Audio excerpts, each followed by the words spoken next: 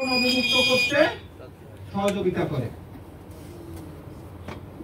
তাহলে এই লামসের ঝামেলা আমরা কি বুঝেছি? একটি অল্প কথায় সংক্ষিপ্ত করে বোঝানো যাবে, এখনো অনেক কিছু বোঝানোর বাকি, তারপরেও এই পর্যন্ত অল্পটা। এইবার আসি, যদি আমরা এর পরে একটু নামি, লামসের পরে বড় আরো দুটো জিনিস আছে, কি এই দুটোর নাম আছে আমাদের? একটা একটু বড়, একটা একটু হালকা ছোট, একটা একটু সামান্য 10 মিলিমিটার উপরে, একটা 10 মিলিমিটার নিচে। এই দুটো কিডনির ভিতরে প্রায় 30 লক্ষ নেফ্রন আছে। নেফ্রন গুলো কেমন দেখতে? পাইপের মতো, মাঝখানটা মোটা, দুই দিকে চিকন কেশর মতো। এই নেফ্রন দ্বারা কি হয়? এই নেফ্রন দ্বারা আমাদের শরীরের বর্জ্যগুলো ছাঁকুনি হয়। আমাদের তরলের ভিতরে যে বর্জ্যটা থাকে, কোলন থেকে শোষিত হয়, এই তরল বর্জ্যটাকে পরিশ্রম করার কাজ করে আমাদের কিডনি, এবং আমাদের সমস্ত রক্তটাকে পরিশ্রমের কাজ করে কে? আমাদের কিডনি। সারাদিনে রক্তটাকে 9 বার ফিল্টার করে শরীরের তাপমাত্রা বজায় রাখার কাজ করে কে? কিডনি। আগুন, তাপ, তাপের অণু, এটাকেও শরীর থেকে ক্লিয়ার করার ক্ষমতা রাখে এই অদ্ভুত মেশিন নেফ্রন। কথা বুঝেছেন? সুতরাং শরীরের তাপ বজায় রাখার কাজ করে কে? নেফ্রন। বুঝতে পারলেন? আর এই নেফ্রন গুলোই হলো মূলত কিডনি। এর মেডুলাস কর্টেজ, রেনাল, এর ইউরেথেরা এবং মূত্রথলি, মূত্রনালীর মাধ্যমে আমাদের শরীরের ইউরিন বর্জ্য ক্লিয়ার হয়ে থাকে। এখন এখানে অনেকগুলো রোগ কিন্তু আমাদের আছে। প্রথম আমরা খুব ভালো করে জানি যে এখানে প্রথম রোগের নাম নেফ্রাইটিস, নাকি? কিভাবে বুঝি? ক্রিয়েটিনিন বেড়ে ওঠে, হ্যাঁ, আরো অনেকগুলো রক্তের উপাদান বেড়ে ওঠে। আমি এটা দেখে বুঝি যে আসলে কিডনি নেফ্রাইটিসের দিকে যাচ্ছে। এরপরে এই মেডুলাস কর্টেজে অক্সিলেট জমা হয়, অক্সিলেট একসময় পাথরে রূপান্তর হয়, এটা রেনালে আসতে পারে, বিভিন্ন জায়গায় বাধা হতে পারে। এখন এগুলো কিডনিতে স্টোন একবার যদি কারো হওয়া শুরু হয়, তাহলে বারবার স্টোন হতে থাকে।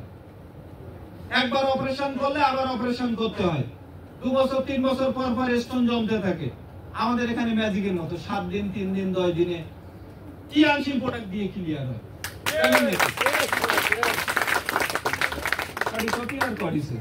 এটা সুন্দর একটা নিয়ম আছে, খাইতে পারলে কারো 3 দিন, কারো 7 দিন, 10 দিন, 15 দিন, 1 মাস খাওয়াবে, নইলে লস যাবে। কারণ অন্তত সে 80,000 টাকা 1 লাখ খরচ করতো, আপনি যদি 10,000 খরচ না করান তাহলে লস যাবে। বুঝতে পারছেন? অন্তত 10,000 খরচ করাবেন। নিয়মটা হচ্ছে এই, আপনি সবার আগে অ্যান্টিলিপ্টি দেবেন। অ্যান্টিলিপ্টির গল্প থাকবে, দুটো খাইতে হবে, পানি খাইতে হবে ডেইলি 5 লিটার থেকে 6 লিটার। 60 কেজি ওজন হলে 6 লিটার, 70 কেজি ওজন হলে 7 লিটার। কথা বুঝতে পারছেন? এই 7 লিটার পানি, তার মধ্যে দুটো অ্যান্টিলিপ্টি, হ্যাঁ, অর্থাৎ সকাল বিকালে অ্যান্টিলিপ্টি খাবে 1.5 লিটার পানিতে, 1 লিটার ন্যূনতম পানিতে। এইটার সাথে কডি কফি, কডি কফি মূলত স্টোনটা ভাঙে, হ্যাঁ, আর কর্ডিসেপস মূলত ওটাকে অপসারণ করে।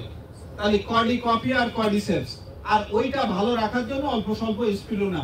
এই অবস্থায় কোনো ক্যালসিয়াম দেওয়া যাবে না। এবং ওনাকে এইটা খাওয়ানোর পরে একটা ব্যায়াম করাতে হবে। ব্যায়ামটা হচ্ছে এই যে উনি শুয়ে পড়বে নিচের দিকে, কি করবে?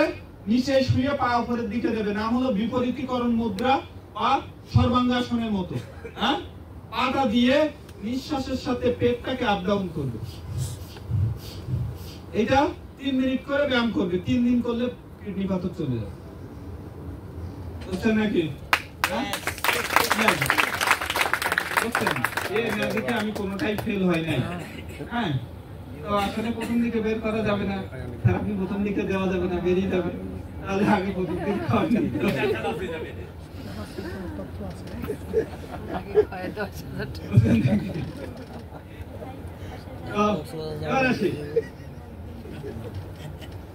এইবার তাহলে কিডনিতে কি হয়?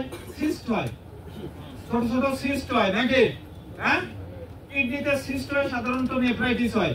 এক্ষেত্রে কিডনির স্টোন তো ম্যাজিকের মতো ক্লিয়ার করা যায়, গলের স্টোন কিন্তু এত তাড়াতাড়ি যায় না, মানে পিত্ত পাথর এটা তাড়াতাড়ি যায় না, কিন্তু কিডনি স্টোন খুব দ্রুত চলে যায়।